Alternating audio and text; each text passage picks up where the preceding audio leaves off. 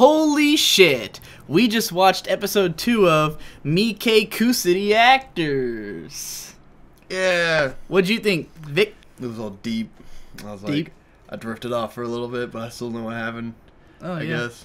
Yeah, much easier to comprehend and follow, I thought, than episode 1. Incidentally, could have been a different show and you wouldn't have known the difference because it doesn't show any of the characters or anything that happened in episode 1. Before we get started here, we learned a lot about this show from the comments on the last video and from him talking to one of his friends who's more of a Vocaloid enthusiast than either of us are. I would say we like Vocaloid, but neither of us goes out of our way for Vocaloid. The thing is, I was into it in 2009.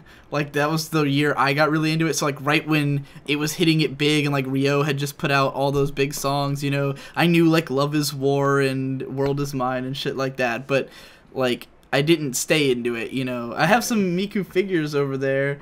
But, anyway, what we learned from our commenters is that this is actually based on a series of Vocaloid-related songs, or like I guess it was sort of like a concept album with music videos, and then there was like a novel series explaining it, and then there's a manga adaptation of the novels, and now it's the anime version.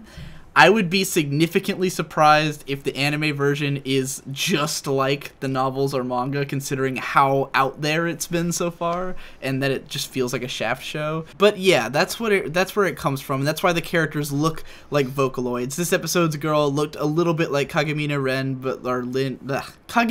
Kagamine Rin, if she was a little bit older. And the last episode was Hatsune Miku, so yeah, I guess it's Vocaloid based, and that's interesting, and I'll probably look into it at some point. But for now, let's talk about episode 2. What'd you think of the girl? Did you like her? I liked her. She was cool. She was like, I'm an idol. She had a lot more character that stood out than the last episode's characters. They went into her whole deep backstory and everything, like, immediately. It was like, oh, we immediately feel for her. I don't know. The backstory was kind of the least interesting part to me in terms of the storytelling, just because it was like, why are we learning this right now? We learned that her dad died, I guess, and then her mom as well. Yeah. And like basically she was inspired by her dad dying to start working hard at art, and then after her mom died, she decided she wanted to become an idol. And it was strange just because I didn't understand why we were learning that stuff. Like now, like why does it matter? Is it imperative to... Because it's her story. I guess it's just like the whole episode is just introducing us to her. Because it was like, yeah. Well, we had to learn she's an idol. Right. And why it's stressful.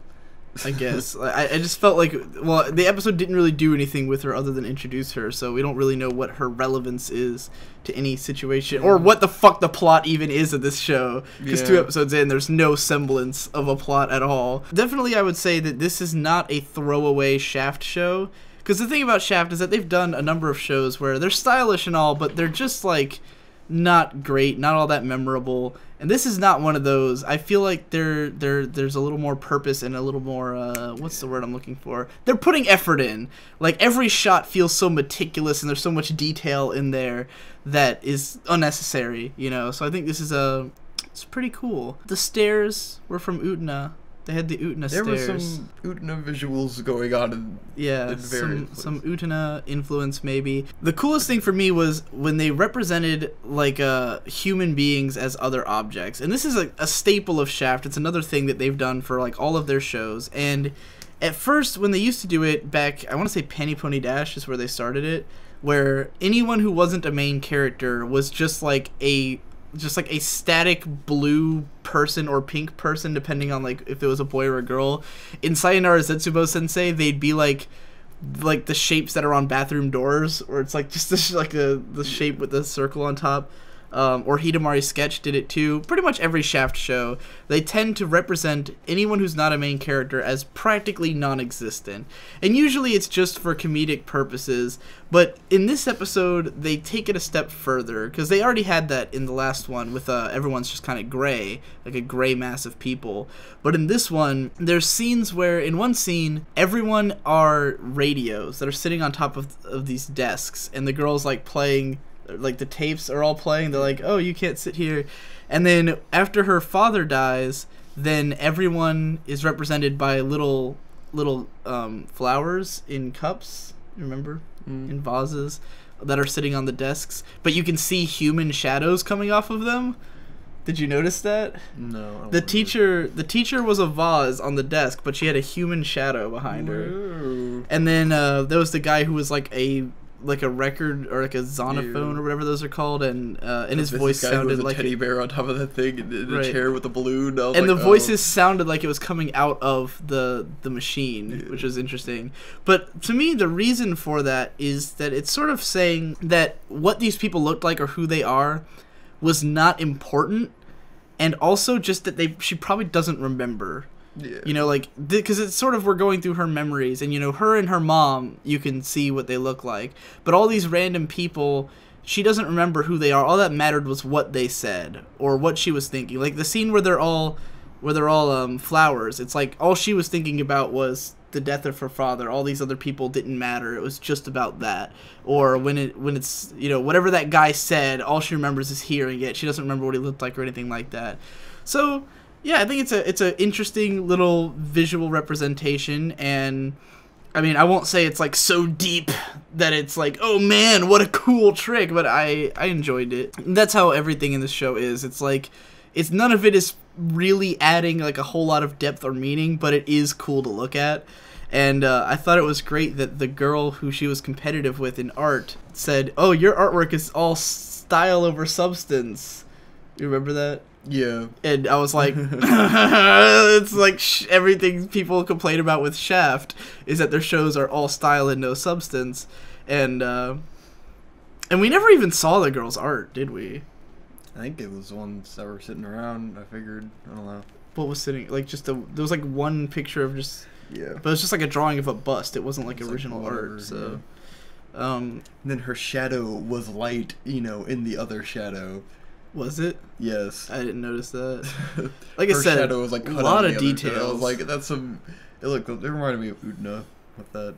Yeah, let's see. What else? I took notes this time. I have an interpretation of what the teddy bear guy was. The first half of the episode, to me, I felt like the pacing of this show is like a trap. Like, it's just locking you in, and you have to learn to cope with that.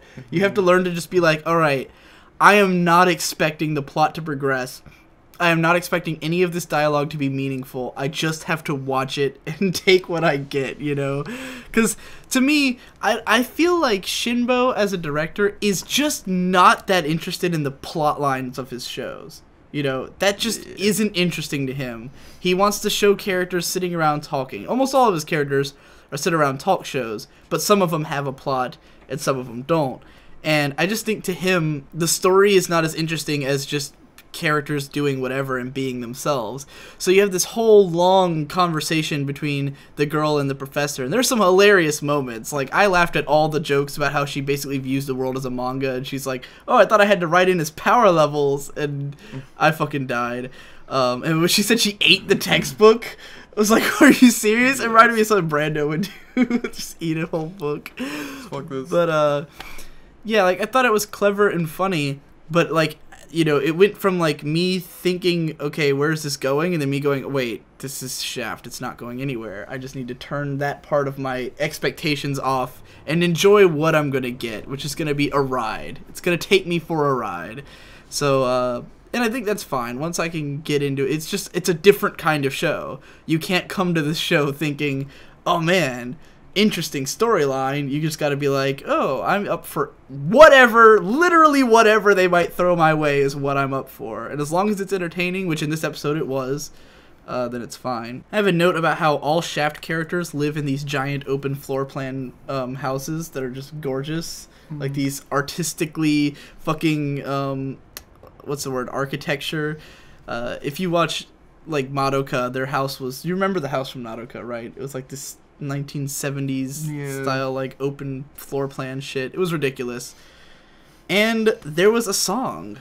What do you think of the song? The whole, like, music, I was like, is this the ending theme? Right, at first. And then you realize, no, it's a full-on song piece. And considering the lyrics, I think she was inventing the song in her mind in that scene. And then I was like, is it one of the songs it's based on? Because it's based No, on it didn't sound like songs or something? it didn't sound like it was based. Well, it could be. It I don't didn't know. sound We haven't heard them. Vocaloid, Right, so it definitely. I don't know if it's Vocaloid. No, it was her I haven't heard voice the songs. actress. I don't know. It just seemed to me, because at first I was thinking, is this one of her songs that is supposed to be like one of her idol songs? But then when you hear the lyrics, it's like specific to the situation they're in. So then I thought, what if she's just, this is what's going on in her head? It's like she's inventing a song about all of her emotions and everything she's going through in that moment. Which, if true, is totally cool, in my opinion. But it was a great song. I liked it more than the opening or ending song. It's cool scene. Didn't care for the ending song, but I thought the opening was pretty good. It reminded me of K-On! Music. It could be the same guy who does the K-On! Openings. And then the other song, though, I really liked because it was sort of a, what's the word for it? Not Akiba-K, Shibuya-K? Is that the word? Like a Pizzicato 5 kind of sound? Do you know what I mean? No. It sounded like the ending theme of Hidamari's sketch, so good stuff. Anyway, that's all my notes. Anything you want to add? You're just here for decoration. Anyway, that wraps up episode 2 of Mekaku City Bears, and we'll catch you next week.